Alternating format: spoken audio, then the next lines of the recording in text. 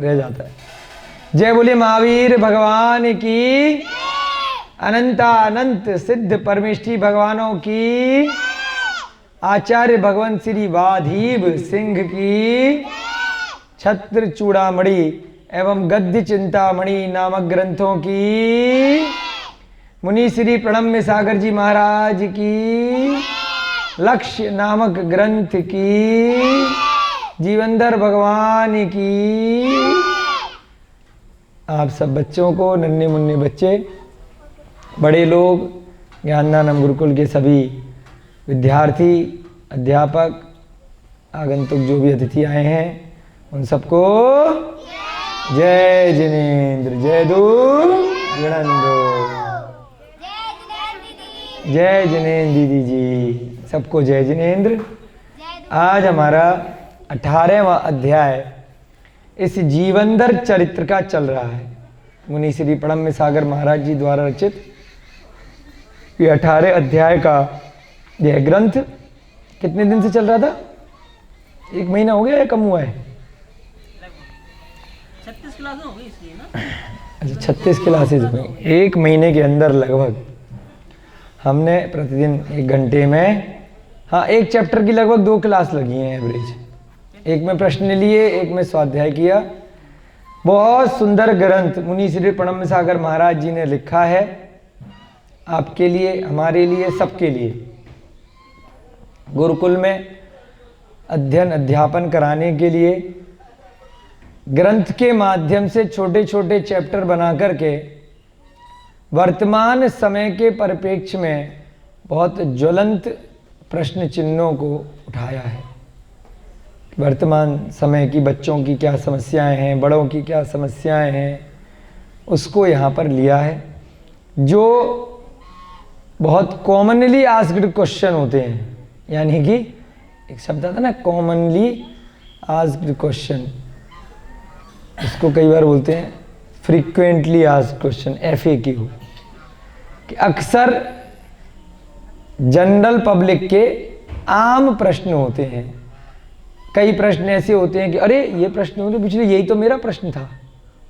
Common प्रश्न, बार बार वही प्रश्न उसको पढ़ करके पूछते हैं। तो वह कॉमन तरह के प्रश्न लिए हैं जो यहाँ पर हर चैप्टर में अंत में प्रश्न है, वो स्पेसिफिक किसी एक व्यक्ति के ना होकर के जनता के प्रश्न है, बच्चों के प्रश्न है कि क्या बच्चे प्रश्न पूछ सकते हैं, या क्या जनरली साधारण तौर पर महाराज जी से किस तरह के प्रश्न इस चैप्टर को पढ़ के, इस ग्रंथ को पढ़ के, इस सार को पढ़ के, इस कथा को पढ़ के आने वाले हैं। वह प्रश्न पहले से ही महाराज श्री ने खुद ही प्रश्न लिखे हैं और खुद से ही अपने ज्ञान से, अनुभव से, अपनी तप साधना के आधार पर उन प्रश्नों का उत्तर दिया है। कल तक के स्वाध्याय में 18वां अध्याय हमने मूल रूप में समाप्त किया था। प्रश्न थोड़े से रह गए थे, कुछ प्रश्न भी हमने किए थे। 7 प्रश्न इस अंतिम अध्याय में हैं, जिनमें से 2 प्रश्न हमने कल पढ़ लिए थे। 3 प्रश्न है ना। इस प्रकार से आज हमारा यह जीवनधर चरित्र पूरा बहुत जल्द समाप्त हो जाएगा। उसके बाद अभी ऐसी मन में आया कि अगला कुछ शुरू करने से पहले कल से आज जो समय बचेगा इस पूरे जीवनधर चरित्र का सार एक साथ करेंगे, पूरे की समरी। जैसे कोई एग्जाम होता है तो अंत समय में आपने मान लीजिए लास्ट चैप्टर पढ़ा, तो पेपर में लास्ट चैप्टर तो नहीं आएगा, पूरे में से कुछ भी आ सकता है ना। तो दोबारा से पूरे को रिवाइज किया जाता है, जिससे कि स्मरण शक्ति का विकास होता है, मेमोरी इंक्रीज होती है। जितनी बार आप बार बार पढ़ोगे उतनी बार आपको वह चीज़ें ध्यान रहेंगी। इस पे हम आपको एक अपना छोटा सा अनुभव बता देते हैं।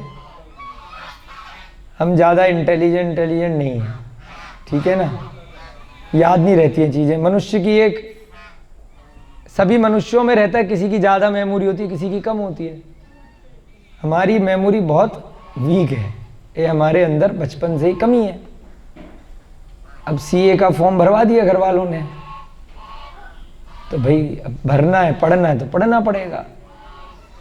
एक ही चीज़ को 10-10 बार, 20-20 बार, 50,000 बार पढ़ते थे, तब जा करके रट जाती थी या बार बार अभ्यास से पे याद रह जाती थी। इसलिए जैसे तैसे करके पहला निकाला फाउंडेशन, फिर ऐसे ही रट रट के बहुत मेहनत करके आधा निकाल लिया। फिर फाइनल में जब आए तो एक एक सब्जेक्ट की इतनी इतनी किताबें ढेर लग जाए, पूरा भर जाए। ऐसे 8 सब्जेक्ट थे, तो भाई क्या किया जाए। तो एक हमें टीचर मिल गए इंस्टीट्यूट के, बड़े अच्छे, मोंगा जी नाम था उनका, होंगे एस के मोंगा जी। उन्होंने एक कक्षा कराई। तो जो क्लासेस जैसे कोचिंग इंस्टीट्यूट वाले 6-6 महीने, 3-3 महीने में कराते थे, वो 4 दिन में निपटा देते थे। भाई क्या तरीका है। 100-200 रुपये में 200-250 रुपये की क्लास, बड़े बड़े इंस्टीट्यूट वाले कई कई हज़ार रुपये लिया करते थे। तो उन्होंने ट्रिक समझाई कि बेटा पास होने की ट्रिक क्या है। वो बैठ गई दिमाग में। ट्रिक क्या है? बहुत शॉर्ट में करो, कम पढ़ो और जाकर पेपर दिखाओ, समरी बनाओ। शॉर्ट मतलब पूरी बातें आ जाएं, उसकी समरी, सारांश बनाओ। जैसे लक्ष्य ग्रंथ में छत्र चूड़ामणि गद्य चिंतामणि इतने बड़े ग्रंथ की पूरी समरी है ना, क्योंकि पेपर में तो पूरी चीज तो आ भी नहीं पाएगी 2-3 घंटे में। तो समरी बनाओ, अब नोट्स बनाओ, ये सिखाया। अब नोट्स कैसे बनाए, नोट्स बनाने का तरीका सिखाया कि कीवर्ड कीवर्ड लिख दो, पूरे चैप्टर का, पूरे पैराग्राफ का एक शब्द में पूरा, बस, या एक लाइन में मुख्य बात, जिस लाइन को पढ़ के पूरी बात याद आ जाए, थोड़ी बहुत ऊपर नीचे। तो ऐसे नोट्स बनाए धीरे धीरे करके सारे सब्जेक्ट के। तो नोट्स बनाने में मान लीजिए एक सब्जेक्ट है, अब उसको पढ़ने में 1-1 महीना लग रहा है, तो जितने भी दिन लगे, 10-15 दिन लगे, बस उसमें लाइन खींच खींच करके उसकी समरी बना ली। अब उसके बाद अब उस सब्जेक्ट का नंबर मान लीजिए 15 दिन बाद आ रहा है, 2 महीने बाद आ रहा है, तो क्या किया जाए। जो समरी बनाई थी उसको दोबारा से पढ़ लिया। तो जो 15 दिन में समरी बनी थी वो 5 दिन में पढ़ ली। फिर तिबारा से जब नंबर आया 2 महीने बाद, तो वो जो 5 दिन में पढ़ी थी उसको 2 दिन में कर लिया। फिर जब पेपर का नंबर आया तो 1 दिन बाद पेपर है, तो 1 दिन में कर लिया उसको। क्योंकि सीधे जो 15 दिन की मेहनत थी वो अगर आप 1 दिन में करना चाहोगे नहीं हो सकती। और जो 15 दिन की मेहनत है वो आपने 1 साल बैठ के पढ़ा है, कोचिंग करी है या घर में पढ़े हो, नोट्स बनाए हैं, क्लासेज अटेंड करी हैं, कुछ भी सारी चीजें करी हैं, 1 साल की चीज को 15 दिन में लाना। तो 3 बार रिपीटेशन, उसका छोटे से छोटा करते चले जाओ। ऐसे करके हमने 8 सब्जेक्टों के नोट्स बनाए और बहुत जल्दी तुक्के में निकल गए। कुछ ज़्यादा नहीं, जितनी यहाँ पढ़ रहे बस इतनी, 8-6 घंटे। लेकिन जितना पढ़ रहे उसको लिख लेते थे या हाइलाइटर से अंडरलाइन कर लेते थे। जैसे यहाँ पे भी कर लेते ना, लाइन खींचने की आदत है कि भाई जो उस पूरे पेज की जो मुख्य बात हमें लगी वो कर ली। दूसरे के नोट्स कभी काम नहीं आएंगे, क्योंकि आपके लिए कुछ और इम्पोर्टेंट होगा, महत्वपूर्ण होगा, इनके लिए उस पेज में से कुछ और महत्वपूर्ण होगा, और है सारा महत्वपूर्ण। भाई किसी ने किताब लिखी है, किसी ने ग्रंथ लिखा है, किसी ने बड़े बड़े चैप्टर लिखे हैं स्कूल विद्यालय में कॉलेज में पढ़ाने के लिए, सब महत्वपूर्ण है। तो वो ट्रिक हमारी काम में आई। फिर हमने उस ट्रिक को अपने बहुत दोस्तों में जो कुछ सीखा है अपने अनुभव से तो बांटा, बहुत लोगों का उससे फायदा हुआ। अभी भी कोई आता है तो उसको तरीका बता देते हैं कि कैसे बनाने, भाई कैसे कीवर्ड बनाने हैं, कैसे उस पेज में से आपको चीज़ें इम्पोर्टेंट का मतलब हमने सीखा उस पढ़ाई के दौरान कि इम्पोर्टेंट क्या होता है। एक नई परिभाषा बता रहे हैं आपको, आप लोग आगे पढ़ाई कभी कभी करें, कोई कंपटीशन की तैयारी करें, बच्चे अभी प्रसंग आया तो बता देते हैं आपको। इम्पोर्टेंट यानी महत्वपूर्ण क्या होता है किसी भी कोर्स में, किसी भी पठन पाठन में, जो चीज आपको समझ में नहीं आई वो इंपॉर्टेंट होता है। समझ रहे हैं? क्या समझे संकल्प भैया जी? यानी कि कोई आपने बात पढ़ी, कोई प्रश्न आया, उसका उत्तर जैसा आपने सोचा था वैसा ही लिखा है, तो वो आपके लिए महत्वपूर्ण नहीं है। कारण कि अगर वो पेपर में आ जाएगा या अगर सामाजिक जगत में कोई वह चीज आपसे पूछेगा तो आपका दिमाग उसको वैसे आंसर अपने आप दे देगा, आपको रटने की जरूरत नहीं है। आपकी बुद्धि का जो विकास हुआ है, जैसे मान लीजिए छोटी सी चीज रट लिया हमने बचपन से, 2 और 2 4, अगर उत्तर में लिखा है 5 तो आपको रटना पड़ेगा, अपने जो पहले से आपने सीखा है समझा है उसको भूलना पड़ेगा और 5 को याद करना पड़ेगा। तो 5 क्या हो गया? इंपॉर्टेंट हो गया। अच्छा 5 भी हो सकता है, किस दृष्टि से? ऐसे ऐसे, इस दृष्टि से हो सकता है।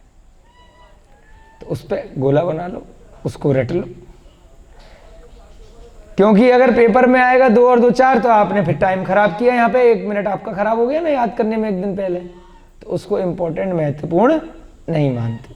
अगर एग्जाम की तैयारी कर रहे हैं, चाहे जीवन में भी कोई तैयारी चल रही है, जो चीज आपकी बुद्धि ने पहले ही वैसे ही उत्तर दिया है उसको आपको ध्यान नहीं रखना है ना। रास्ते में चलते हैं, अपने आप चलते चले जाते हैं। कई बार क्या होता है, बातचीत करते करते चल रहे हैं, फोन पे बात करते करते चल रहे हैं। रोज जिस घर की तरफ जा रहे हैं, जो लोग गाड़ी चलाते होंगे, बाइक वाइक चलाते हैं आप लोग बहुत सारे, तो अगर ध्यान कहीं और भी है, सुने संकल्प भैया जी, तब भी बाइक अपने आप घूम जाती है उस रास्ते पे।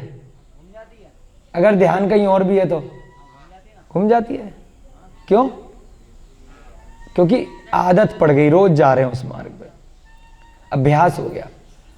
तो आपको उसको, आपके लिए वह रास्ता इंपॉर्टेंट है कि नहीं है? नहीं है। बच्ची ने सही बोला, तालियां बजाओ। इंपॉर्टेंट का मतलब अभी पढ़ाई की दृष्टि से बता रहे हैं, आपको उसको अब याद रखने की जरूरत नहीं है, रटने की जरूरत नहीं है, क्योंकि वो आपके छुपे हुए मस्तिष्क में अपने आप चल रहा है कि मुझे ऐसे ऐसे जाना है। कई बार होता है, हमने बहुत लोगों को देखा है, पूरा खाना खा लेते हैं बात करते करते फोन पे, सब चीज हो जाती है, कई काम दूसरे काम के साथ में कर देते हैं, क्योंकि वो रोज कर रहे हैं तो उनको आदत पड़ गई है। ऐसे ही अब इंपॉर्टेंट क्या हुआ, जैसे ही ध्यान कहीं और गया, यानी कि कोई नया रास्ता था, रास्ता पता नहीं था, उसमें गूगल पे देखना था, मैप में देखना था, या आदमी से पूछना था, अब भाई ध्यान रखना पड़ेगा, तो वो महत्वपूर्ण हो गया। दो मन काम करते ना उस समय, कॉन्शियस माइंड अनकॉन्शियस। बिल्कुल भैया जी अंग्रेजी पढ़े हुए हैं, कॉन्शियस माइंड अनकॉन्शियस माइंड।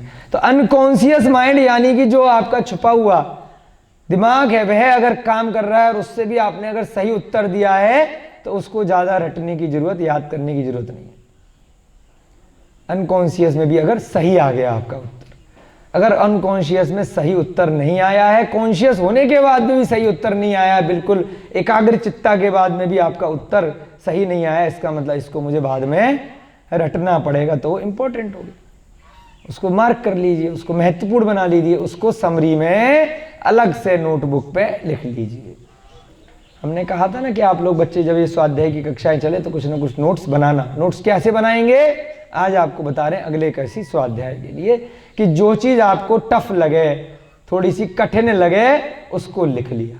हर चीज नहीं लिखनी होती कि जितना बोल रहे हैं उसको दे दबा लिखे जा रहे हैं, तो सुनोगे क्या फिर, है ना। जो कठिन लगे, जिसको भूलने का लग रहा है चांस, उसको लिख लीजिए। इस प्रकार से आप लोग इस लक्ष्य को रिवाइज करेंगे आज, उसमें जो जो महत्वपूर्ण लगेगा उसको नोट कर लेंगे, उसके बाद उसका रिवीजन करेंगे, फिर उसके बाद उसके एग्जाम भी लेंगे अभिषेक भैया जी। ठीक है, बच्चों का एग्जाम भी ले लेना लक्ष्य नामक ग्रंथ का, और संकल्प भैया जी की तरफ से उसमें इनाम मिल जाएगी। ठीक है ना, तालियां संकल्प भैया जी की। ठीक है, ठीक है जी। चलो 18वें अध्याय में हमने सीखा, बंदर बंदरिया का खेल चल रहा है, उस बंदरिया को देख करके और बंदर की चेष्टाओं को देख करके कैसे छल कपट उस बंदर ने किया, एक पत्नी के रहते हुए दूसरी गर्लफ्रेंड बना ली। इसे क्या बोलते हैं, एक्स्ट्रा मैरिटल अफेयर, है ना। शादी के बाद भी इधर उधर चक्कर में पड़ना। उसके बाद उनकी अपनी बीवी जो थी, जो बंदरिया थी, वह रूठ गई, नाराज हो गई, गुस्सा हो गई, आज खाना नहीं मिलेगा, धमकी दे दी। तो बंदर ने उसको पटाने की कोशिश करी कि वो तो एक आध दिन वाली थी, तू तो परमानेंट है, तुझे दुखी करके कहाँ जाऊंगा। खूब मनाया बंदर ने, लेकिन वो नहीं मानी, रंगे हाथों पकड़ लिया था। तो उस कारण से क्या हुआ, अब बंदर को कुछ समझ में नहीं आया कि कैसे मनाऊं, कैसे डांस करूं, कैसे उछलूं कूदूं, है ना। वो एक गाना था ना, कौन सा, धर्मेंद्र का, जमाना तो है नौकर बीवी का, खूब कूद कूद के डांस करके पटाता है ना। अब खूब कूदा बेचारा बंदर, खूब गाने गाए, लेकिन नहीं मानी। तो उसको कुछ समझ में नहीं आया, उसने मरने का नाटक किया कि देख मेरी गलती नहीं है, गलती हो गई, माफ कर दे, तुझे भी मेरे साथ रहना है, मुझे भी तेरे साथ रहना है। हाँ, वो मेरी महबूबा गा रहे हैं शंकर भैया जी, बहुत बढ़िया। तो ऐसे ही बंदर को कुछ समझ में नहीं आया, उसने अपने ऊपर हार्ट अटैक पड़ने का नाटक कर लिया। उसे मालूम था कि स्त्री है, बंदरिया है, बहुत जल्दी इमोशनल है, एकदम से रोने वोने लग जाएगी और भूल जाएगी, फिर इसको सेट कर लूँगा, पटा लूँगा, बातचीत जो भी गलती हुई है ठीक है। फटाफट से अटैक का बहाना बनाया और वहीं लेट गया कि मैं तो मर गया। हाय रे, तूने मेरे ऊपर झूठा इल्ज़ाम लगाया, मेरा मन, मेरा हार्ट, मेरा हृदय यह सहन नहीं कर पाया और मैं चल बसा। अब बंदरिया रोने लग गई जैसा उसने सोचा था, खूब रोई, खूब आंसू बहाए कि मैंने फालतू में दूसरी बंदरिया से बैर किया, उसके चक्कर में मेरा पति, मेरा बंदर इस संसार से चला गया, अब मैं किसके सहारे रहूं। खूब देर तक रोई, बिल्कुल रोई। अब बंदर ने आँख खोल खोल के देखा, अच्छा एक्टिंग करी खूब, ओ ठीक है ठीक, अब जरूरत से ज़्यादा हो रहा है, कहीं ये ना मर जाए मैं तो एक्टिंग कर रहा हूँ, कहीं ये नहीं निपट जाए। फिर उसके बाद वो पानी वानी लेकर के आई बंदरिया, खूब डाला उसके ऊपर, उसके बाद होश आ गया उसको, बेहोशी से बाहर निकला, खूब एक्टिंग करी उसने। उसके बाद बंदरिया ने उसको खूब प्यार किया कि चलो जो हुआ ठीक है, अब आगे से मत करना। अब उसको खुश करने के लिए बंदर एक कटहल का फल लेकर के पेड़ से ले आया, चल तेरे लिए आज बर्थडे गिफ्ट, साड़ी वाड़ी तो मेरे पास है नहीं, एक कटहल का फल ही मिलके खाते हैं, बड़ा मीठा फल है। जैसे ही फल वो खाने लगे तभी वहाँ पर वनपाल आ गया, उस जंगल का जो गार्ड था, जो माली था उस उद्यान का, आ गया। उन्होंने डंडा लिया, कंकड़ ली, गुलेल ली दोनों को, अरे मेरा फल तोड़ के ले गए, तुम्हारी इतनी हिम्मत। उन दोनों को भगा दिया, दोनों भाग गए, फल नीचे गिर गया। फल को लेके वनपाल, चलो अब गिर गया एक फल के बेचने क्या जाऊंगा, खुद ही खाने लग गया। अब ये सारी चेष्टाएं जीवनधर स्वामी देख रहे हैं, देखते देखते सोच रहे हैं कि ये बंदर के रूप में मैं क्या संदेश लेता हूँ, फल के रूप में किसका संदेश लेता हूँ, कटहल के रूप में, और जो वनपाल है उसके रूप में किसका संदेश लेता हूँ।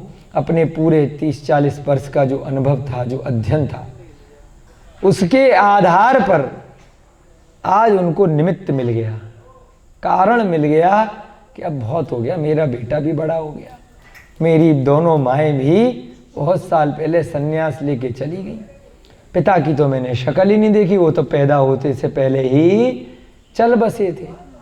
इतना बड़ा राज्य है, इतना बड़ा धन वैभव है, इतनी सुख संपदाय की वस्तु स्थिति, कितनी सारी चीज़ें, कितने बड़े बड़े किले, राजमहल, बच्चे, 8-8 रानियाँ, कब तक झेलूंगा।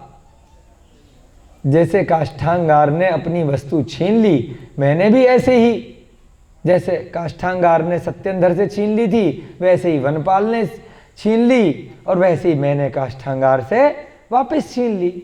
तो मैं भी बिल्कुल वैसा ही हूँ, और मुझसे भी कभी मुझसे ज़्यादा कोई शक्तिशाली आ जाएगा इस धरती पर, मुझसे भी छीन करके ले जाएगा। तो यह संपदा, यह वैभव, यह सुख, यह पद चिरस्थायी नहीं है, परमानेंट नहीं है, हमेशा रहने वाला नहीं है। आज नहीं तो कल यह समाप्त हो जाएगा। अमर होकर के इस संसार में कोई भी नहीं आया है। सुख हमेशा एक जैसा कभी भी बना नहीं रहता है। सुख के बाद दुख, दुख के बाद सुख, यह संसार की घड़ी निरंतर चलती रहती है। ऐसे इस प्रकार से उसने विचार किया। कल हमने सीखा था वो उसका क्षणिक नहीं था, अभ्यास उसका 30-40 वर्षों का चल रहा था इस भव की अपेक्षा से।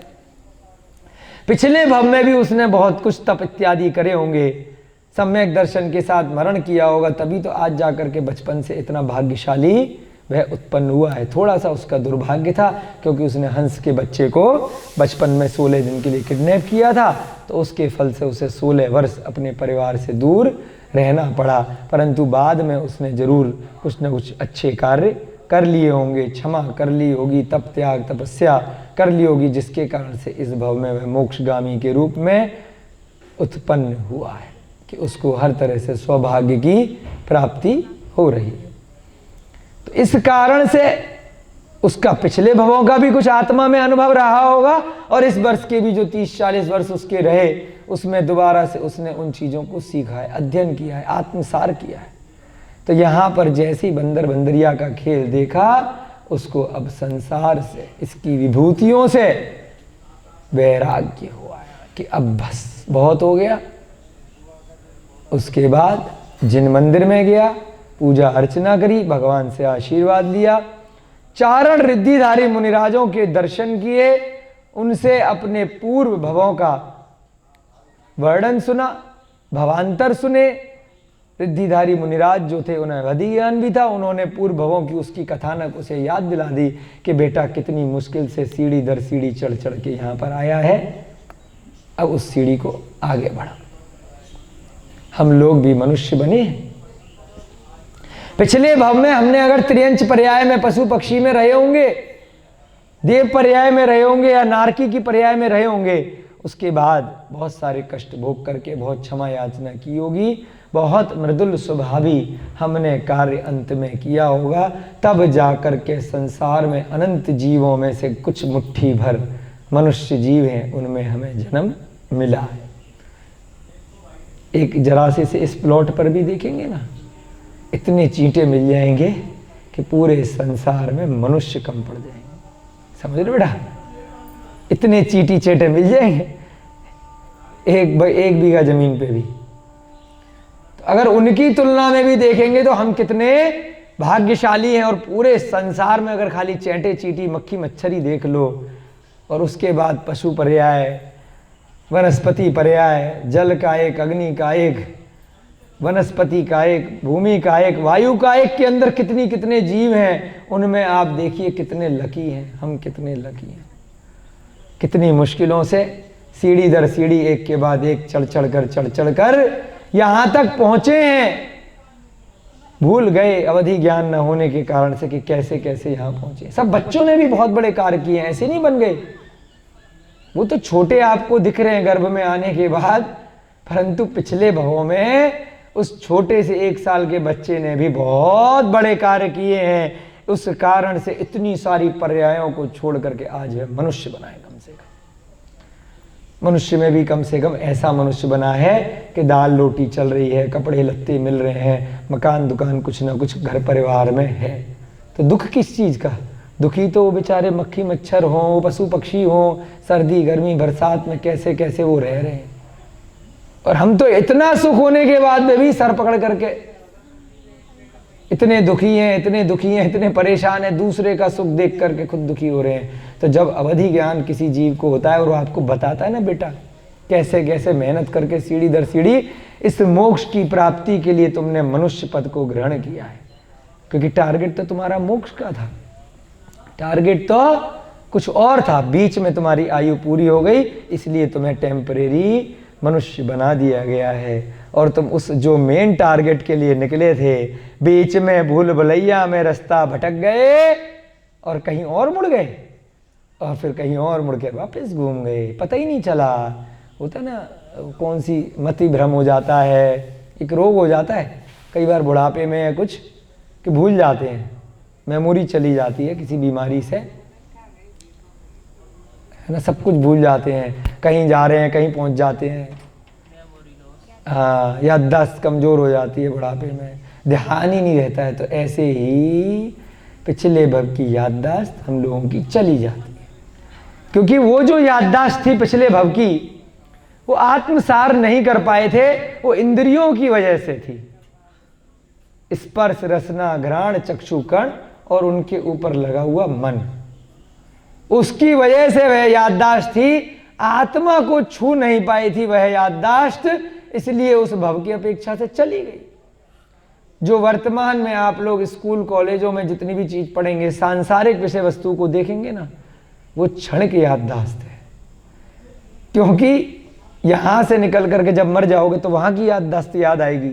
अभी मान लीजिए आपने रोटी बनाना सीख लिया, कपड़े धोना सीख लिया, बर्तन मांजना सीख लिया, बहुत सारे घर गृहस्थी के काम सीख लिए। अगर आदमी को छोड़ करके जानवर बन जाओगे तो थोड़ी रोटी बनाओगे, तो यहाँ की मेमोरी चली जाएगी, यहाँ की पर्याय से, समझ रहे हो। सुअर बन गए तो वहाँ की मेमोरी आ जाएगी धीरे धीरे उस पर्याय की अपेक्षा से कि कीचड़ खानी है, नाले में घूमना है, कैसे नहाना है, क्या खाना है। तो इस पर्याय की अपेक्षा से जो भी धनोपार्जन के लिए जो भी शिक्षा ग्रहण करी है काम धंधे के लिए, वह 100% सत्य है कि यहीं मृत्यु से पहले या मृत्यु के साथ यहीं की यहीं टाएं टाएं फिस हो जाएगी, चली जाएगी, क्योंकि उसका अगले जीवन में कोई भी उपयोग नहीं है। साथ में क्या जाएगा भाइयों और बहनों? पुण्य जाएगा। और क्या जाएगा? क्या लक्ष्य नामक ग्रंथ जो आपने पढ़ा है, इसकी जो शिक्षाएं हैं, क्या वे आपके साथ में जाएंगी कि नहीं जाएंगी? यह गंभीर प्रश्न है, क्योंकि ये काम धंधे के लिए नहीं पढ़ रहे हो। समझ रहे हो गुरु जी? आपने जो भी शास्त्री की पढ़ाई करी है ना गुरुकुल में, वो सारी की सारी आपकी आत्मा के साथ जाएगी। ध्यान रखिएगा, जाएगी, जाएंगे ना, उसकी वजह से जो उसका सार है, उसका जो सार है, जो आत्म सार आपने किया है, जो काम धंधे के लिए पढ़ाई करी, जो व्यवहारिक जीवन की पढ़ाई करी, वो आपकी आत्म सार नहीं कर पाए, वो नहीं जाएगी। ये जो पढ़ाई कर रहे हो उसकी सारी बातें, सारी घटनाएं, क्योंकि ये आप धनोपार्जन के लिए नहीं कर रहे हो, ये अपनी आत्मा के लिए कर रहे हो, या अपने कल्याण के लिए कर रहे हो। इसका आपके काम धंधे से, रुपए पैसे वैभव से कोई उपयोग ही नहीं है। इसलिए ये जितनी भी बातें हैं, जितना भी ज्ञानदानम गुरुकुल में आपने पढ़ रहे हैं, पढ़ा रहे हैं, और आपने जहां पर भी अपने मथुरा इत्यादि सांगानेर में पढ़ाई करी है, वो सारी की सारी साथ में जाएगी। बाकी किसी ने भी कोई भी धंधे काम के लिए, चाहे वो डॉक्टर बन गया हो, हमने सीए कर ली हो, किसी ने इंजीनियरिंग कर ली हो, किसी ने कुछ कर लिया हो, वो यहीं रह जाएगी। वह कला, वह शिक्षा आपकी आत्मा के साथ आपके आत्म कल्याण में काम नहीं आने वाली है। इसलिए जाएगी भी तो बहुत सूक्ष्म रूप में। कोई बच्चा जन्म लेता है तो उसको छोटा बड़ा क्यों सिखाना पड़ता है? मतलब याद रहे भाई, इसलिए सिखाना पड़ता है, जो बच्चे को जन्म लेते हैं उसको तो उसके माँ बाप इसके लिए सिखा रहे हैं वर्तमान समय में, कि पढ़ेगा लिखेगा बनेगा नवाब, खेलेगा कूदेगा तो बनेगा गंवार। हमारे घर वाले बोला करते थे। जैसे जब आज उल्टा है, खेलेगा कूदेगा तो लाएगा ओलंपिक मेडल, पढ़ेगा लिखेगा तो करेगा नौकरी। मृत्यु होगी तब तो सब कुछ जानता होगा ना? नहीं, मृत्यु जब होगी तब नहीं जानेगा। जब आत्मा जहां पहुंच जाएगी, उस पर्याय की अपेक्षा से वहां जाने का सब बीच में भूल जाएगा। कुछ ऐसा आवश्यक नहीं है, वही कह रहा हूँ ना, भूल जाएगा ना, सब भूल जाएगा, सब भूल जाएगा। परंतु जिन चीजों को आत्मा में ले गया, संस्कार, बस संस्कार, जो इन ग्रंथों का आत्मसार किया है, वह साथ में लेकर के जाएगा, अवश्य लेकर के जाएगा। तो इसलिए इन ग्रंथों को पढ़ेंगे, इनकी बातों को सीखेंगे, ठीक है ना। उसके बाद चारण रिद्धिधारी मुनिराजों से जब उसने सुना, उसके बाद उसको वैराग्य और पक्का हो गया।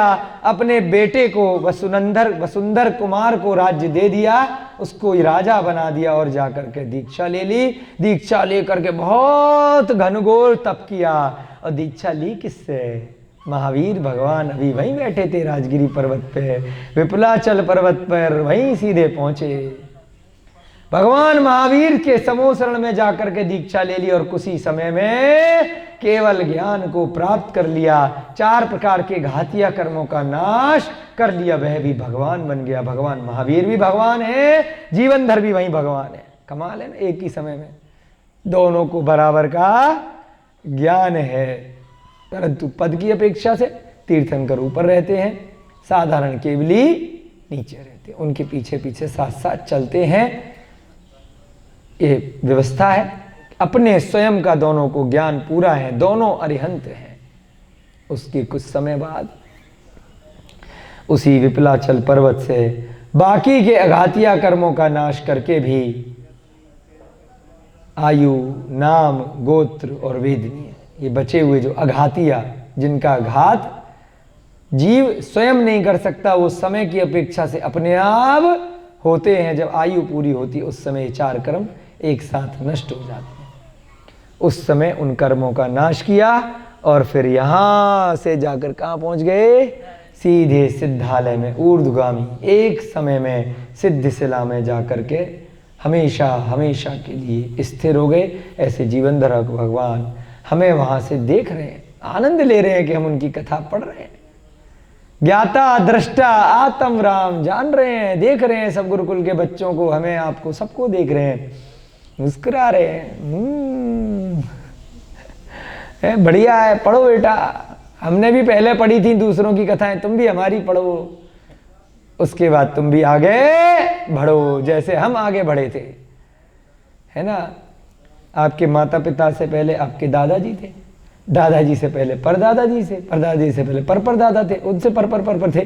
तो ये चेन चलती आ रही है ना, कभी खत्म नहीं हुई है ना। पढ़ बहुत सारे थे, तो उनसे उन्होंने सीखा, उनसे उन्होंने सीखा, उनसे उन्होंने सीखा, फिर उनसे आपने सीखा। तो ये चेन आपसे जब आप बड़े हो जाओगे तो आपके बच्चे हो जाएंगे, आप दादा बन जाओगे, फिर आप परदादा बन जाओगे, फिर उसके बाद आप निकल जाओगे पढ़ करते हुए।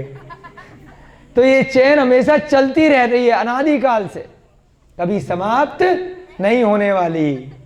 संसार चक्र इसी प्रकार से चलता जा रहा है और हमेशा आगे भी चलता ही रहेगा। तो ऐसे ही जीवनधर स्वामी ने पीछे किसी से सीखा, हम उनसे सीख रहे हैं। हमसे भी जब हम मोक्ष चले जाएंगे तो हमारी भी इसी प्रकार से कोई कथा लिखी जाएगी, उसके बाद सुनपुरा नहीं तो किसी और पुरा में वो कथा किसी और के द्वारा पढ़ाई जाएगी। समझ रहे बात को संकल्प भैया जी? टारगेट रखो कि अपन भी जाएंगे। अपन ऐसे क्यों समझे कि हमारा नंबर कभी नहीं आएगा? अगर बार बार बोलेंगे नहीं आएगा तो कभी आएगा ही नहीं। अपना आश्वासन तो रखें, अपनी कोशिश तो पूरी जारी रखें, अपना अभ्यास तो पूरा रखें। फिर हमने कल प्रश्न देखे थे कि भगवान सिद्धिशिला में इतने समय तक करते क्या है, बोर नहीं होते क्या? उनको आत्मा जब वहां पे रह जाती है तो ज्ञाता दृष्टा बन के वो रहते हैं। अनंत ज्ञान, अनंत सुख, अनंत वीर्य, इस सब के साथ में वहां पर हमेशा हमेशा के लिए ध्यान में मग्न रहते हैं। जो पद्मासन में है वो पद्मासन में, जो खड्गासन में वो खड्गासन में। जिन्होंने अंतिम अवस्था में पूर्व दिशा में मुख कर करके तप किया था तो उनका पूर्वमुखी आत्मा होती है। जिन्होंने उत्तर में किया था उनकी उत्तरमुखी आत्मा रहती है। कोई खड्गासन, कोई पद्मासन। जो अंतिम शरीर में आत्मा है, जितना बड़ा अंतिम शरीर है उससे कुछ कम बाहर के हिस्से निकाल दिए जाएं तो जो आत्मा है उतनी की उतनी आत्मा एज इट इज वहां पे सिद्धशिला में ऊपर तनुवात विलय में ऊपर सर के बल जा करके फिक्स हो जाती है। जितनी प्रमाण रहता है कि जितनी पद्मासन में है उतनी खड्गासन में होंगे, ऐसा कुछ नहीं है भैया जी। पूछ रहे जितने पद्मासन में उतने खड्गासन में, ऐसा कुछ गिनती, क्योंकि ये तो निरंतर हो रहा है। हर 6 महीने 8 समय में 608 जीव जा रहे हैं, अनादिकाल से जा रहे हैं, अनंत काल तक जाते रहेंगे। संख्या अनंत है, वो भी अनंत है, वो भी अनंत है। इतने जीव मोक्ष जा चुके हैं, तो इसलिए गिनती में कैसे आएगा? दोनों ही अनंत है, हम गिन ही नहीं सकते। केवली के ज्ञान का विषय है। जब केवल ज्ञान आपको और हमको हो जाएगा तब स्वयं जान लेंगे कि कितने बैठे हैं यहाँ पे हमारे अलावा। एक ही स्थान पर भी अनंत जीव हैं सिद्ध भगवान। और पूरे 2.5 दीप की अपेक्षा से देख लिया जाए, 45 लाख योजन की अपेक्षा से, तो बहुत जीव हैं, गिनती पूरी नहीं हो सकती। वह हमेशा एक जैसी अवस्था में कैसे रह सकते हैं? जब किसी द्रव्य का किसी दूसरे द्रव्य से संयोग होता है तभी उसकी अवस्थाएं बदलती हैं। जब द्रव्य स्वतंत्र हो जाता है तब वह स्वाभाविक अवस्था में आ जाता है। कल भी पढ़ा था हमने कि जब 2 चीजें मिलती हैं तब उसकी अवस्था चेंज होती है। लिक्विड सोना है, उसमें कुछ मिलाया जाएगा तब वह ठोस बनेगा। जब वह बिल्कुल आत्मा ही आत्मा है, उसमें अब कोई चीज मिल ही नहीं सकती, तो वह वैसी की वैसी ही रहती है। क्या अनंत काल तक एक जैसा बने रहना संभव है? बताइए। अनंत काल तक एक जैसे बने हुए हैं, चेंज ही नहीं हो रहे, परिवर्तन ही नहीं हो रहा, ऐसा कैसे हो सकता है? उत्तर आया हाँ, स्वभाव में अनंत काल तक रहा जा सकता है। अनंत काल कभी खत्म नहीं होगा जो काल, अगर वह वस्तु अपने मूल स्वभाव में आ गई है तो उसके बाद वह अनंत काल तक उसी स्वभाव में रखी रहेगी। विभाव में एक जैसा नहीं रह सकते। विभाव माने उसमें किसी दूसरी वस्तु की मिलावट कर दी है ना, किसी एक चीज में दूसरी चीज मिला दी गई है, तो अब वह परमानेंट वैसी नहीं रहेगी। जैसे कि पानी, पानी माने जल जो होता है, पानी बरस रहा है ना, पानी जब अग्नि के बिना है, ध्यान दीजिएगा, पानी जो है, जल जो है, जब बिना अग्नि के है तो वह शीतल यानी ठंडा बना रहेगा। पानी का स्वभाव क्या है, ऐसी पड़ा है यहाँ पे, पानी कोई हाथ लगाएगा तो ठंडा है या गर्म है, नॉर्मल है, ठंडा है। जैसे ही इसको बर्तन में रख करके नीचे गर्म किया जाएगा या बहुत तेज धूप पड़ेगी तो क्या हो जाएगा, गर्म हो जाएगा। जब वह अग्नि के संयोग में रहता है तो वह एक समान अवस्था में नहीं रह सकता है। पहले तो बहुत तेज गर्म होगा, उसके बाद ज्यादा अग्नि पड़ेगी तो बर्तन खाली हो जाएगा और पानी उड़ जाएगा, वाष्प बन जाएगा, गैस बन जाएगा।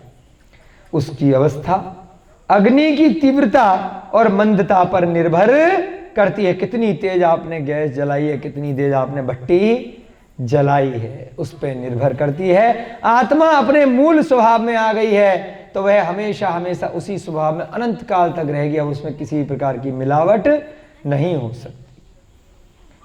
आगे समझ में। प्रश्न संख्या 6, जीवनधर स्वामी को मोक्ष भगवान महावीर के समय हुआ। ये बड़ा प्रश्न आता है, भगवान महावीर के समय जीवनधर स्वामी को मोक्ष हुआ, फिर उनका नाम केवलियों में गिना क्यों नहीं जाता, हमने पहले सुना क्यों नहीं।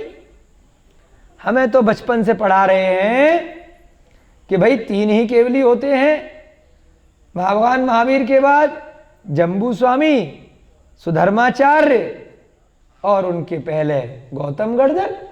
ये जीवनधर कहां से आ गए, हमने तो जीवनधर जी का नाम 20 विदेह क्षेत्र के तीर्थंकर में सुना है, ये भगवान महावीर के टाइम पे कैसे आ गए भाई। भाई वो जीवनधर स्वामी दूसरे हैं, एक नाम के बार बार अन्य लोग भी तो हो सकते हैं, कोई मनाई थोड़ी है। आपने अपने बच्चे का नाम राम रख दिया तो कोई फांसी थोड़ी है? भगवान राम पहले भी थे, अब भी हैं। जीवनधर तब भी थे और विदेह क्षेत्र में अब भी हैं, कोई आपत्ति नहीं है।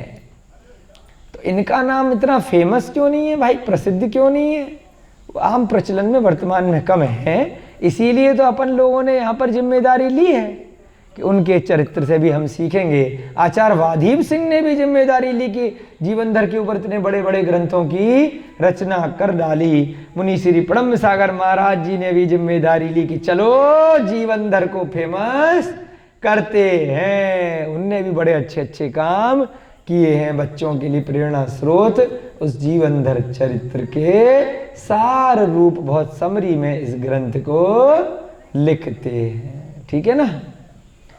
भगवान महावीर के समय में और उनके बाद भी अनेक केवली भगवान हुए। कितने? अनेक हुए। भगवान महावीर के टाइम पर भी उनसे दीक्षा ले लेकर के बहुत सारे गए। अभी आया था ना आर्य नंदी भी गए, उनका भी नाम अपन को याद नहीं है, वो भी तो मोक्ष गए भगवान महावीर के काल में। और सभी जब केवली बन गए तो मोक्ष को भी प्राप्त हुए। जब केवल ज्ञान हो जाता है तो उसके बाद ऐसा नहीं है कि वापस कभी मनुष्य बनेगा, उसका मोक्ष का टिकट कन्फर्म हो जाता है, कट जाता है। जैसे रिजर्वेशन की सीट बुक करा ली ना, तो रिजर्वेशन का जब टिकट ले लिया, फ्लाइट की टिकट करा ली तो टिकट कन्फर्म हो गया बच्चों, वो आप बैठोगे ही बैठोगे उसमें। तो ऐसे ही जब केवली भगवान हो जाते हैं, जब अरिहंत बन जाते हैं, तो उसके बाद अब संसार चक्र में घूमने का चक्करबाजी बंद हो जाती है, उनको मोक्ष हो जाता है। उन सभी का उल्लेख क्रमशः उपलब्ध नहीं है क्योंकि शास्त्र थोड़े से कम उपलब्ध हैं, विलुप्त हो गए, इस कारण से उल्लेख नहीं है। पेन की इंक खत्म हो गई क्या? चलो चलिए। उल्लेख, उन सभी का उल्लेख क्रम से अभी वर्तमान में हमारे पास उल्लेख उपलब्ध नहीं है, हमें क्रम से पता नहीं है। जो 3 केवलियों के नाम कहे जाते हैं वे कौन से थे? अनुबद्ध केवली, पहले भी आपको एक बार पढ़ाया था हमने प्रद्युम्न चरित्र में। अनुबद्ध केवली, अनुबद्ध केवली कौन होते हैं? जिस दिन भगवान को किसी को मोक्ष होता है, उसी दिन किसी दूसरे को यदि केवल ज्ञान हो जाता है, उसी दिन हुआ। अनुबद्ध श्रेणी चलती रही। ऐसा होता है ना, चेन बनाते हैं। हमने एक बार बचपन में ओलंपिक खेल में देखा था कि मशाल लेकर के एक रेसर भागा, बहुत देर तक उसने चक्कर काटा, उसके बाद वो थक गया, उसकी मशाल को किसी और ने लिया, फिर वो भागा, फिर आगे भागा। ऐसी रेस भी होती है कि पहले भागा कुछ किलोमीटर तक, उसके बाद वो थक गया, उसकी टीम का दूसरे आदमी को उसने छू दिया, वो भागा, फिर वो आगे भागा कुछ किलोमीटर, फिर उसने छू दिया। तो ऐसे चैन चलती गई। इसको बोलते हैं श्रेणी दर श्रेणी चलते गए। जैसे ही धागा हुआ खत्म, उससे पहले गांठ लगा दी, रस्सी बांध दी, वह रस्सी टूटे ना। होता है ना, डोरी बांध लो मेरी प्रेम की डोर टूटे ना।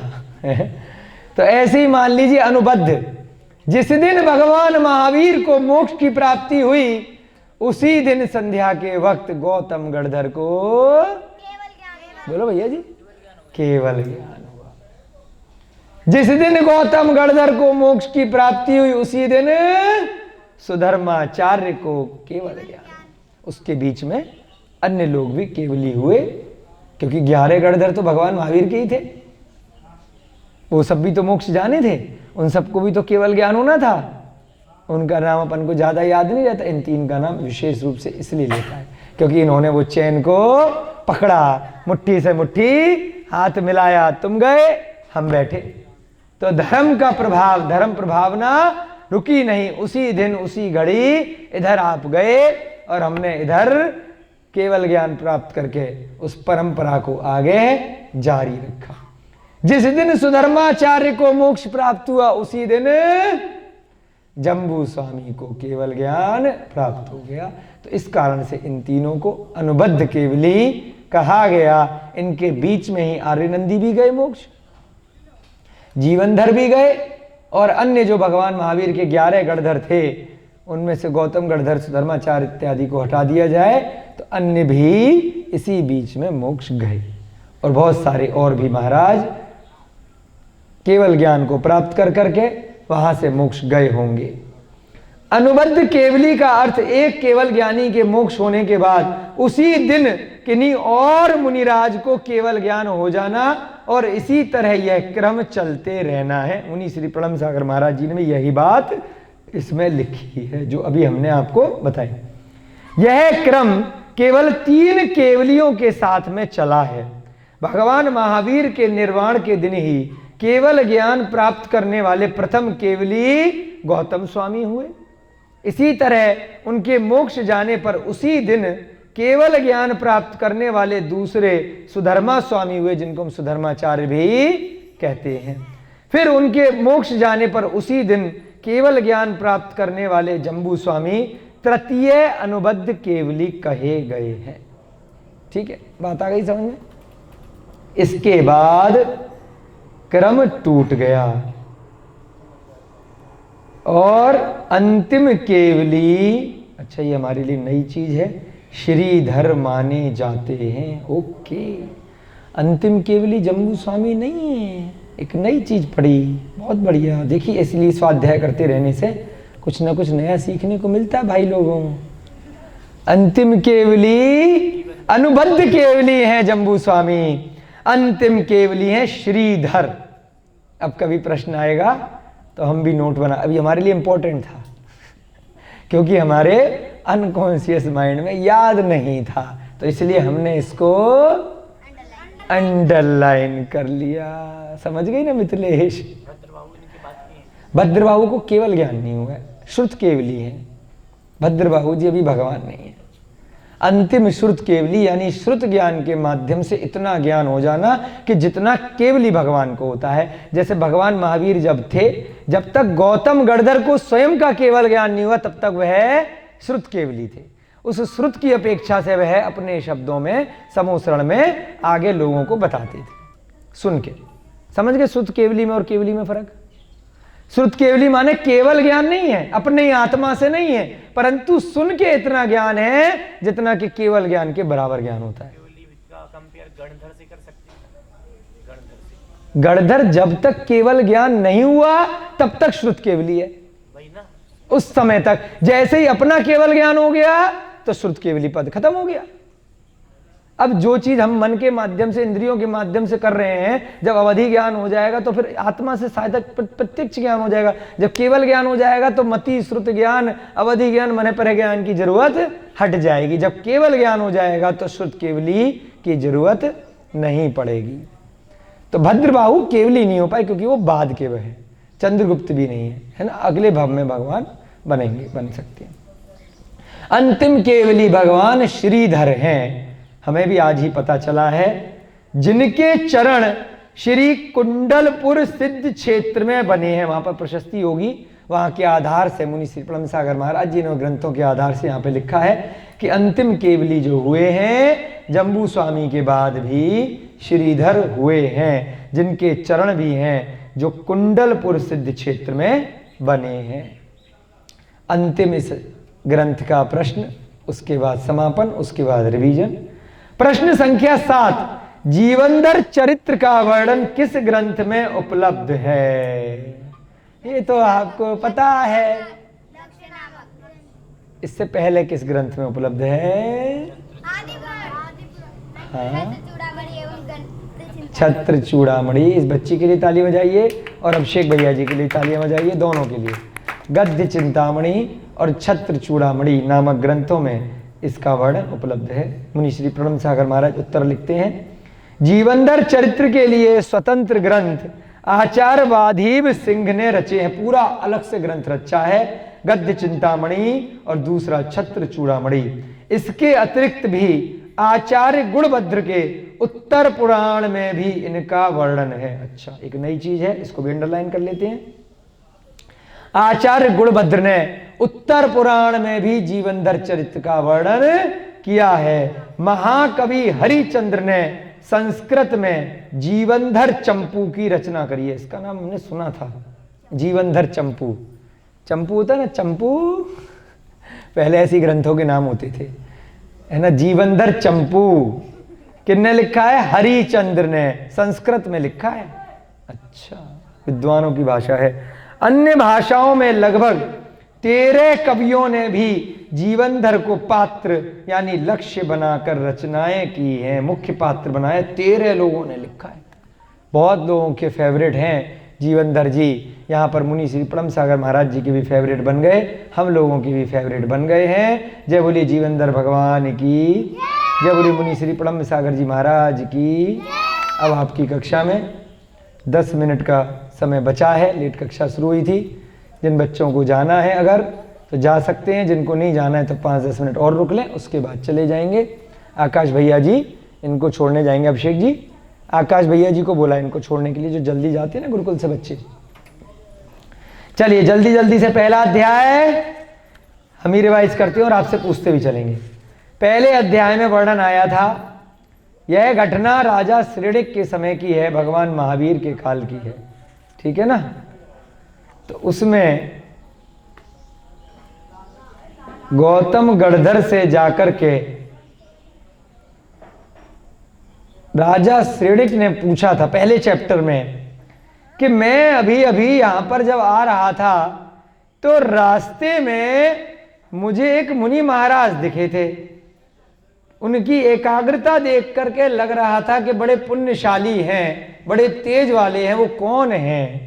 तो गौतम गणधर उन मुनि महाराज की घटना समझा रहे हैं जिसको राजा श्रेणिक ने पूछा था। अब बात आई समझ में? ध्यान है, पहला चैप्टर शुरू से कौन बैठा है इस कक्षा में? प्रारंभ से? हाँ, ये भी बैठी है। पहले चैप्टर में अपन ने पढ़ा था कि राजा श्रेणिक जब भगवान महावीर के समूह शरण में गए थे तो एक मुनि महाराज को देखते हुए आए थे, बड़ा ध्यान आकर्षित हुआ था, बड़े तपस्वी लग रहे हैं, उनके बारे में प्रश्न किया था। तो महाराज जो गौतम गणधर वहां बैठे हैं, उन्होंने उन मुनि महाराज की अपने ज्ञान से बताया कि बेटा जिनके दर्शन तुमने करे चलो उनकी कथा सुन लो। तो वो जीवनधर कुमार बैठे थे, इसलिए उनकी कथा यहां से शुरू हुई थी। समझ में आया संकल्प भैया जी? तो इसका मतलब भगवान महावीर के समूह में उस टाइम बैठे थे, जब राजा श्रेणिक वहां पहुंचे थे तब तक उनको केवल ज्ञान मोक्ष नहीं हुआ था। फिर उन्होंने कथा बताई थी कि हेमांगत देश जो अभी वर्तमान में मैसूर है, वहाँ का राजा सत्येंद्र था, उसकी रानी का नाम विजया था, और राजा श्रेणिक ने 60,000 प्रश्न पूछे। इस प्रकार से वहाँ पर पहला अध्याय आपका समाप्त हुआ। उसके बाद हम 10 मिनट में फटाफट से कर लेंगे। देखिए 1 महीने की कहानी ऐसे रिवीजन करते हैं, ठीक है। उसके बाद दूसरा चैप्टर आया। दूसरे चैप्टर में सत्येंद्र अपनी रानी में बड़ा मोहित था, खूब घूमता फिरता था, रोज हनीमून मनाता था, है ना। तू मेरी लैला मैं तेरा मजनू छैला, घूमता रहता था। उस चक्कर में उसको क्या हुआ, अरे कौन राज्य देखेगा, कौन चक्कर में पड़ेगा, सब बढ़िया से चल रहा है। अपने मंत्री काष्ठांगार को टेम्परेरी राज्य दे दिया और खूब पिकनिक मनाने, खूब हनीमून मनाने घूमता रहा, ठीक है ना। तो क्या हुआ, हमने सूत्र पढ़ा था, यदि राजा स्त्री में अधिक मोहित हो जाता है तो उसका विनाश उसी तरह हो जाता है जैसे सीता में मोहित होने से रावण का विनाश हुआ था। अभी आपको कहां से सुना रहे हैं हम समरी, जो हमने हर चैप्टर में अंडरलाइन कर रखी है ना, बस उतना उतना पढ़ रहे हैं। इंपॉर्टेंट, ठीक है ना, जो सूत्र लिखे हैं, ठीक है बच्चों। इस प्रकार से बहुत सारे राजाओं ने समझाया, मंत्रियों ने समझाया राजा को कि भाई मान जाओ, ये योग्य नहीं है, इसको राज्य पद मत दो, अपने पीछे। अरे भाई तुम बेकार की बातें करते हो, इतना बढ़िया आदमी है, मेरा फेवरेट है मैं तो इसी को दूंगा। और वह काष्ठांगार को सत्येंद्र मंत्री को राजा बना करके निकल लिया। अब मंत्री के वन में लालच आ गया। उसके बाद विजया रानी ने हनीमून मनाते मनाते, जंगलों में घूमते घूमते, उद्यान गार्डन में मसूरी है, शिमला है, नैनीताल है, ऊटी है, और कहाँ जाते हैं आप लोग, अमेरिका है, स्विट्जरलैंड। भैया जी कह रहे स्विट्जरलैंड जाएंगे हनीमून मनाने हैं, कहाँ जाओगे? हमने नहीं बोला भैया जी। अच्छा आपने नहीं बोला, हमने सोचा आप बोलने वाले, कोई बात नहीं संकल भैया जी कहाँ जाओगे हनीमून मनाने? अच्छा मंगल भैया कह रहे पैसे आप दे देना, बाकी हम चले जाएंगे, जितना बजट होगा। बहुत चालू है, कोई बात नहीं, ठीक है ना। चलो कोई बात नहीं, हम कहीं नहीं भेजने वाले तुमको, हमारी इच्छा है तुम लोग शादी मत करो ठीक। हाँ तो अब ये कहाँ घूमने चले गए, और पीछे से क्या हुआ, उनने सपने देख लिए राजा रानी विजया ने। एक सपने में 8 मालाएं देख ली, एक सपने में क्या देख लिया, पेड़ गिरा हुआ देख लिया, झुका हुआ उसकी शाखाएं, है ना। और क्या देखा, एक में मुकुट लगा हुआ देख लिया, स्वर्ण मुकुट लगा है, अशोक वृक्ष उठ के खड़ा है ना, और एक वृक्ष नष्ट हो गया है। इस प्रकार से देखा तो राजा को पूछा, राजा थोड़ा विद्वान था, उसको मामला समझ में आ गया कि देखो 8 मालाओं का मतलब है कि भाई हमारा पुत्र होगा और उसको बहुत सारे लाभ प्राप्त होंगे, विद्याएं प्राप्त होंगी, 8 प्रकार की लाभ प्राप्त होंगे। पेड़ उठा हुआ है अशोक वृक्ष, और दूसरा सिंहासन भी देखा है, तो इसका क्या मतलब है कि भाई पूरे राज्य का बहुत बड़ा राजा बनेगा। हाँ उसके बाद तीसरा देखा है कि भाई बात पीछे पड़ गई, तीसरा वाला राजा ने बताया नहीं स्वप्न, तो क्या बोला कि भाई तीसरे स्वप्न का मतलब भूल जाओ, अच्छा नहीं है, कोई बात नहीं। जब रानी पीछे पड़ गई तो बता दिया कि भाई ये हमारे लिए अमंगल है, कुछ गड़बड़ होने वाली है हमारे लिए। हाँ ठीक है ना, हमारे लिए अमंगल है। इस प्रकार से वह स्वप्न बता दिया। रानी मूर्छित हो गई कि भाई मेरा पति नहीं रहेगा तो बच्चे का क्या करूं, कोई बात नहीं। फिर भी मान गई राजा के समझाने से, और कुछ दिनों बाद सत्येंद्र का जन्म होने लगा। रानी का गर्भ आ गया, वह गर्भवती हो गई। उसके बाद जैसा होना था, काष्ठांगार को लालच आ गया।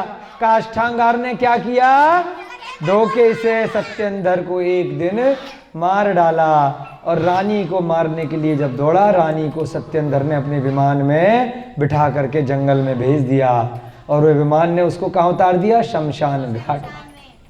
शमशान घाट में जाकर के उसी रात्रि को उसने एक बच्चे को जन्म दिया। उधर उसका पति सत्येंद्र मर चुका है। यहाँ उल्लेख आया कि क्यों उसको ऐसा हुआ, बच्चा अनाथ क्यों पैदा हुआ, कितने समय बाद अपनी माँ से मिल पाएगा। उसने भी बचपन में पिछले भव में हंस के बच्चे को 16 दिन के लिए अपहरण किया था, खेला कूदा था और बाद में उसके पिता को मार दिया था और 16 दिन बाद उसकी माता के समझाने पर हंस की माँ को बच्चा लौटा दिया था। इस कारण से 16 वर्ष तक उसको ब्याज सहित अपने माता पिता से दूर रहना पड़ेगा। इसके बाद क्या हुआ, वहां पर वन देवी ने आकर के एक ऐसी लीला करी, उधर कंदोदकट के बच्चे बार बार मर जाया करते थे। वो वहां पर अपने एक मरे हुए बच्चे को दफनाने के लिए, जलाने के लिए शमशान घाट में आया। वहीं पर उसने, रानी विजया ने अपने बच्चे को रख दिया और पीछे से, पेड़ के पीछे से आवाज लगा दी कि भाई इसका लालन पोषण करेगा तो तुझे अब आगे से बच्चे मिलने लग जाएंगे, तेरे बच्चे मरेंगे नहीं। ज्योतिषी ने भी ऐसे ही कहा था। और रानी ने जब उसका बच्चा वहां पे रखा, उसमें अंगूठी भी पहना दी अपनी राज चिन्ह की।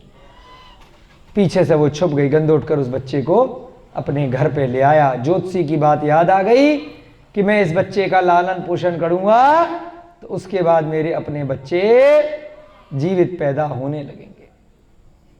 अब उसको दिमाग में आया, क्योंकि उसने चिन्ह चिन्ह देख लिया था कि ये तो राजपुत्र है, परंतु किसी को उसने नहीं बताया। अपनी पत्नी जो सुनंदा थी उसको भी नहीं बताया कि यह किसी और का पुत्र है, नहीं तो वो उसको दूसरे का पुत्र समझ के अच्छे से लालन पालन नहीं करती। उसको भी क्या कहा कि हमारा पुत्र मरा हुआ नहीं था, ये तो जीवित था, तूने ध्यान से देखा नहीं था। बहुत अच्छे से उनका लालन पालन किया। उसके बाद उसके मन में चाल आई कि भाई भविष्य में मैं इसके दोस्त कैसे बनवाऊंगा।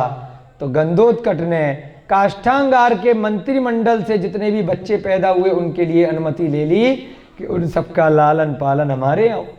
उससे दोस्ती करके रखी, व्यापारी था। उन सब बच्चों का लालन पालन अपने यहाँ पे करवाया। जो भी मंत्रियों के उस साल बच्चे पैदा हुए, जो भी नगर में बच्चे पैदा हुए, सबको अपने घर में पालन पोषण किया। काष्ठांगार को लगा ये हमारा मित्र है, हमारे यहाँ के बच्चे पढ़ रहे हैं, रह रहे हैं, खा पी रहे हैं, चलो कोई बात नहीं, अपने महल के खजाने उसके लिए खोल दिए। पैसा भी वहीं से मिलता रहा गंदोदकट को और लालन पालन भी उसका होता रहा और दोस्त भी उसके सारे की सारे भविष्य के लिए बनते गए। एक दिन क्या हुआ,